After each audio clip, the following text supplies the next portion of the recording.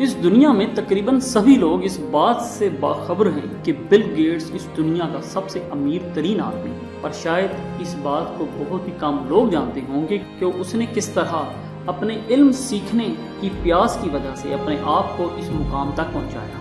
Bill Gates اس دور میں پیدا ہوا کہ جب پروگرامنگ سیکھنا بذات خود ایک بہت بڑا چیلنج سمجھا جاتا تھا، اور بل گیٹس کو 5 سال کی عمر سے ہی کمپیوٹر کا بے حد شوق تھا، اور 13 سال کی عمر تک وہ ایک اچھا پروگرامر بن چکا تھا۔ وہ کمپیوٹر شاپ کے باہر سے کچھ بکس اٹھا لاتا اور اس میں سے ویب سائٹس بنانے کے طریقے سیکھتا، اور پھر اس کی ملاقات اپنے اسکول میں ایک دوست سے ہوئی جس کا نام پال تھا۔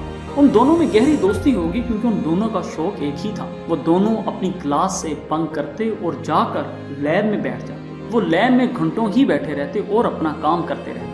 اور پھر ایک دن بل نے ایک میگزین کے فرنٹ کور ایک نئی طرز کے کمپیوٹر کی تصویر دیکھی جو کہ مارکیٹ میں بالکل نیا آیا تھا۔ بل گیٹس کا کہنا ہے کہ میں نے سوچا کہ یہ موقع میری زندگی کو بدل دے گا، کیونکہ وہ اس کمپیوٹر کے لیے ایک ایسا سافٹ ویئر بنانا چاہتا تھا کہ جو کسی نے پہلے نہ بنایا۔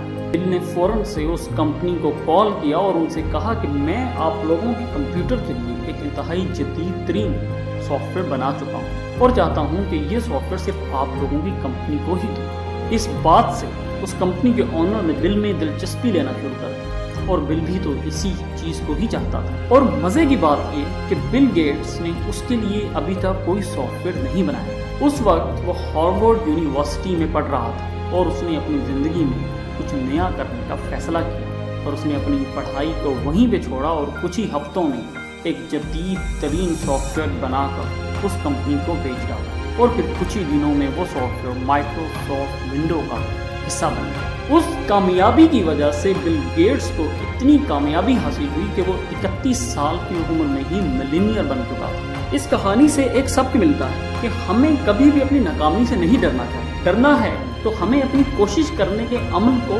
روکنے سے ڈرنا ہے۔ دوسروں کا خیال رکھیے تاکہ لوگ آپ کا خیال رکھ سکیں۔ بہت شکریہ، اللہ حافظ۔